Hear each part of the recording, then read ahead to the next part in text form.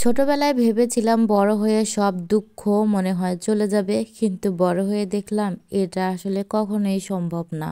আপনি জীবনে যা কিছুই করেন না কেন, মানুষ তো তার নিজস্ব মন্তব্য সবসময় করবে। ভালো কিছু করলে আপনাকে দেখে জ্বলবে, আর খারাপ কিছু করলে আপনাকে দেখে হাসবে। আর যদি কিছুই না করেন, তাহলে আপনাকে দেখে খোঁটা দেবে।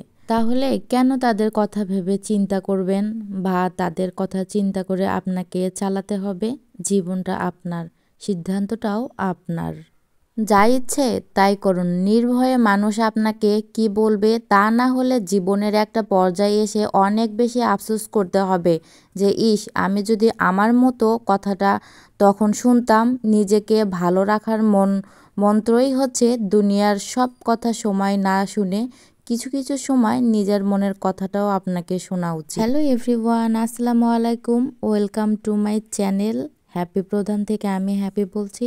নতুন একটা ভিডিওতে আপনাদের সবাইকে ওয়েলকাম করছি। সবাই ভালো আছেন, সুস্থ আছেন? আলহামদুলিল্লাহ, আমি অনেক ভালো আছি। আজকের ভিডিওটা যদিও আপনাদের হয়তো বা খুব একটা ভালো লাগবে না, তো নেক্সট টাইম থেকে আমি অনেক সুন্দর সুন্দর ভিডিও দেওয়ার জন্য আমি চেষ্টা করব। আর আমার মাটা এই তো লিচু খাওয়ার জন্য অস্থির হয়ে গেছে, তো ওকে একটা চেয়ারে বসে আমি লিচু খাইতে দিছি। কারণ চেয়ারে বসলে ও কিছুই দেখতে পারে না টেবিলের উপরে, এর জন্য একটা মোড়াও পেতে দিছি চেয়ারের উপরে, যেন ওর দেখতে বা খাইতে সুবিধা হয়। এখানে তো দুইটা লিচু একসঙ্গে দেখে ওর মাথা ঘুরে গেছে, ও ছিঁড়তে পারছে না। এই জন্য আমাকে বারবার করে বলতেছিল, মা এটা ছিঁড়ে দাও। আমি কিছুই ছিঁড়তে পারছি না।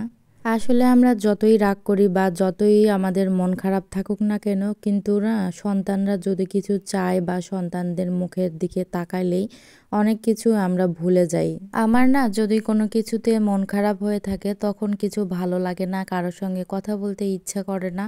তো গতকালকে আমার মনটা খুব খারাপ ছিল, এজন্য কিছুই ভালো লাগে নাই। খুব একটা রান্না যে করেছি আমি, তাও না। আমার মেয়েটা 2 দিন হলো লিচু খেতে চাচ্ছিল, তো এই জন্য লিচু নিয়ে আসছে ওর বাবা। লিচুগুলো না অনেক সুন্দর ছিল, এই লিচুগুলো অনেক মিষ্টি ছিল।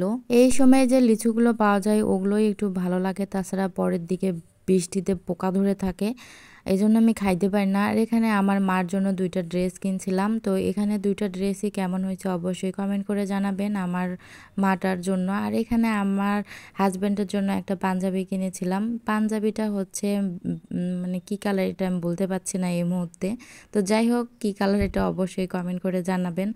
আর গতকালকে একটু বৃষ্টি হয়েছিল, এই বৃষ্টিতেই আমাদের রুম টুম সব জানলা খোলা ছিল, সব ভিজে গেছে।